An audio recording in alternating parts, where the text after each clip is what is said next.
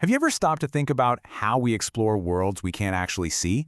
Well, today, we're jumping into two absolutely incredible stories. They're separated by 2,000 years, but they are linked by this single, timeless human quest, our drive to map the unknown.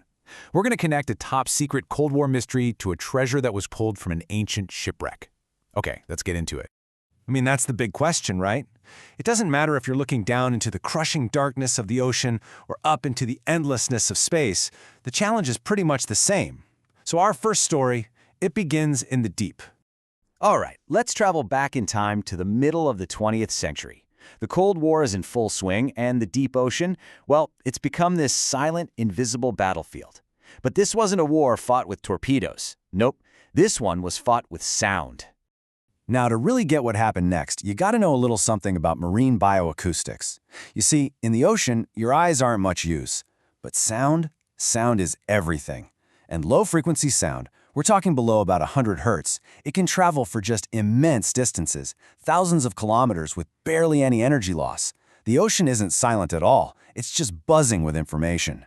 So during the Cold War, the U.S. Navy got wise to this. They set up this secret network of underwater microphones, hydrophones, codenamed Jezebel, and they placed them in what's known as the Deep Sound Channel. Just think of it as a superhighway for sound, about 1,000 meters down. The whole goal was simple: listen for the low-frequency hum of Soviet subs from clear across an entire ocean. But the moment they switched the system on, they started hearing something else, something they just could not identify. It was powerful, it was low frequency, and it seemed to be everywhere. The Navy acousticians were totally stumped. They even gave it a nickname, the G's Monster. And for years, this thing was a genuine mystery, haunting their top-secret surveillance network. So what was the culprit? Not some secret Soviet weapon. It was this, the fin whale. Turns out the monster was its 20 hertz call, one of the absolute lowest frequency sounds in the entire animal kingdom. A sound so powerful, it could literally ride that same deep sound channel across entire ocean basins. You see, in their hunt to map their enemy, they had accidentally mapped the migrations of giants. They opened up a whole new window into the biology of the deep. Okay, so now let's leave the Cold War behind and rewind the clock way back, about 2 millennia. We're shifting from a mystery that was found in the deep to an even more incredible one that was pulled from it. Picture this. It's the year 1900. A crew of Greek sponge divers is trying to find shelter from a nasty storm. But in doing so, they make a discovery that will literally rewrite history.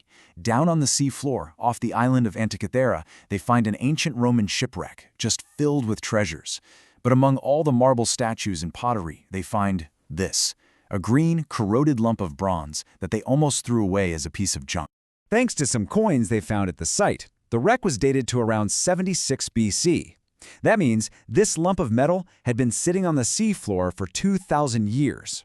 For decades, it just sat in a museum, a quiet little curiosity whose real secrets were just waiting for technology to catch up. And in the second half of the 20th century, technology finally did. Scientists started taking a closer look. They used brand new tools like high-powered X-rays to peer inside the corroded chunks. And what they found? Well, it completely changed the history of technology as we know it.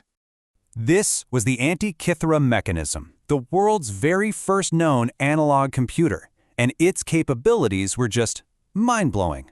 It could track the sun and the moon, it could predict eclipses with stunning accuracy, and it even kept a schedule for the Olympic Games. The level of mechanical genius in this one device was literally 1,000 years ahead of its time. So if you look at the front, you've got this main dial that showed the position of the sun and the moon against the constellations of the zodiac. There was even a smaller, rotating little sphere inside that would show you the current phase of the moon. It was a complete model of the cosmos as they understood it, all in one box. And the device itself is just this amazing testament to how knowledge was fused together in the ancient world. You see, all the inscriptions are in Greek, but the calendar it uses, that's Egyptian. The creators knew that the Egyptian 365-day solar calendar was way more regular and predictable than the different Greek lunar calendars. That made it the perfect foundation for their really complex astronomical math. It was a brilliant, practical choice that just shows how deeply they understood different scientific traditions. But here's where it gets even cooler. In this incredible mix of science and culture, the device wasn't just about the stars. A smaller dial on the back actually tracked the 4-year cycle of the Panhellenic Games, and yes, that includes the Olympics. It literally connected the clockwork of the heavens to the rhythms of human life. So the huge question remains, How on earth was this level of engineering even possible back in the 2nd century BC? Well, the answer? It lies in the genius of its gears. Inside that corroded box was what you could only call a symphony of bronze. We're talking at least 30, maybe even more, precision-cut gears with these tiny triangular teeth, all interlocking in these complex systems. I mean, these weren't just crude cogs. They were engineered to transmit mathematical ratios to turn complicated astronomical cycles into the simple rotation of a pointer. And this was so much more than just clever engineering. This was science made real in bronze. The device actually modeled the most advanced astronomical theories of its day, including the moon's irregular orbit.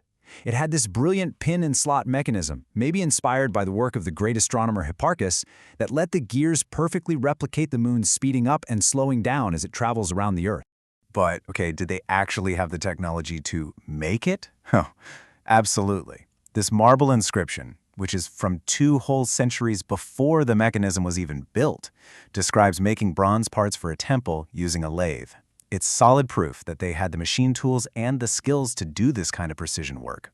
The real genius was in putting it all together. So, what do we have?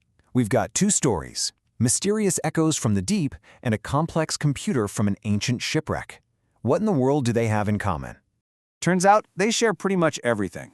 The Cold War acoustician listening for submarines and the ancient Greek astronomer tracking the stars, they were on the exact same quest to map a world they couldn't see. One used sonar to decode the language of the ocean, the other used gears to decode the language of the cosmos. Both of them pushed the absolute limits of their technology to make the invisible visible.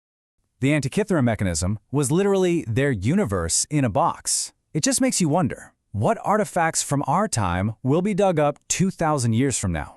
Will our descendants look at our AI, our genetic code, our maps of the cosmos, and see them the same way we see the Antikythera mechanism, as a mysterious, beautiful, and absolutely brilliant attempt to map the unseen?